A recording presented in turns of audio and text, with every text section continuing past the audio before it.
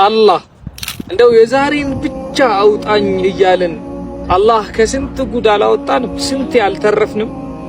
ኢብኑል ቀይም ለዚህ ነው ለው ኩሽፈ ሊልዓብዲል ገይብ ይላሉ። ለአንድ ባሪያ አላህ የገይብ እውቀትን ቢከፍትለትና በህይወቱ ውስጥ የማያውቃቸውን ነገሮች አላህ ቢያሳየው ኑሮ ፈአራሁ ላሁ ማ ሰረፈ ዐንሁ ሚነል በላ ከስንት በላ አላህ እንዳዳ ነው እቅፍ ድግፍ እያደረገ እሱ ሳያውቅ ከስንት ጉድ አላህ አውጥቶት እዚህ እንደደረሰ ቢያውቅ ኑሮ ይላሉ ኢብኑል ቀይም ለዛበት ነፍሱሁ ሸውቀን ወሑበን ኢለላህ ወደ አላህ ነፍሱ በናፍቆትና በፍቅር በተንገበገበች ነበር ይላሉ ኢብኑል ቀይም። ለዚህ ነው ቁርአን ላይ ወካነ ፈድሉላሂ ዐለይከ ዐዚማ ይላል። አላህ ላንተ የዋለልህ ውለታ እኮ ግዝፈቱ ይላል አላህ ሱብሓነሁ ወተዓላ።